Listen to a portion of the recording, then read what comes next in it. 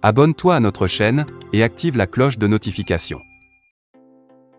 Eh bien, très chers auditeurs, toujours du côté du Mali, le mercredi 30 avril dernier, le ministre de la Défense et des anciens combattants, le colonel Sadio Kamara, a réceptionné à l'aéroport international Modibo Keïta Bamako-Sénou un premier lot de matériel dédié aux FAMA. Pour la circonstance, il était accompagné par son homologue de la réconciliation nationale, le colonel-major Ismaël Ouagué, et plusieurs hauts cadres de l'armée. Ces nouveaux équipements renforceront sans doute les dispositifs de sécurité élaborés par nos FAMA dans le cadre de la nouvelle dynamique de lutte contre le terrorisme et le banditisme. La montée en puissance de nos FAMA n'est plus un simple mot, mais une réalité. Une réalité que nos compatriotes du Nord et du Centre peuvent témoigner. Depuis quelques mois déjà, la peur a échangé de camp et désormais c'est l'ennemi qui est dans la débandade totale. Cette prouesse de nos FAMA traduit la volonté de nos autorités à sortir le Mali de cette impasse sécuritaire qui dure déjà plus de 10 ans. Depuis son arrivée à la tête du ministère de la Défense et des anciens combattants, le colonel Sadio Kamara, homme de terrain, n'a ménagé aucun effort pour que nos FAMA soient bien équipés et accompagnés dans leur lutte contre les forces du mal dans notre pays. Ce faisant, le président de la transition, le colonel Assimi Goïta, affichait la même volonté, raison pour laquelle ils ont décidé de renouer le partenaire militaire dynamique qui existait déjà entre notre pays et la Russie.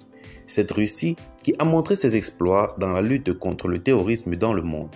C'est dans le cadre de ce partenariat que notre pays a pu s'offrir une fois de plus des équipements militaires russes. Ces équipements sont composés des hélicoptères de combat, des radars de dernière génération et beaucoup d'autres matériels nécessaires dans la lutte contre le terrorisme et l'extrémisme violent. Pour le ministre de la Défense et des anciens combattants, le colonel Sadio Kamara, l'acquisition de ces équipements russes de dernière génération rentre dans le cadre de la montée en puissance des forces armées maliennes et de poursuivre que les FAMA continueront à se renforcer en matériel, en personnel et en formation et seront toujours au service du peuple malien.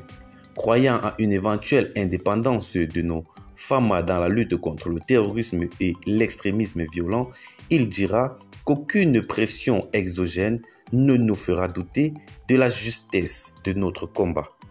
Aucune manipulation médiatique n'entamera notre morale.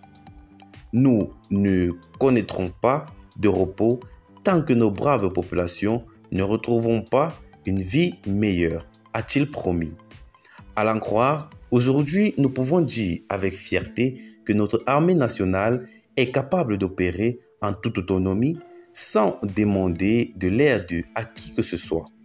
Les Maliens peuvent aujourd'hui être fiers de leur armée, a-t-il indiqué. D'après le ministre Kamara, les autorités de la transition ont la ferme intention de poursuivre la sécurisation de notre territoire malgré des contextes économiques et sécuritaires mondiaux marqués par quelques tensions. À noter que les matériels reçus, autant pour nous, sont composés d'hélicoptères de combat, des radars de dernière génération, l'acquisition desquels équipements militaires relève du fruit d'un partenariat sincère entre le Mali et leurs confrères russes.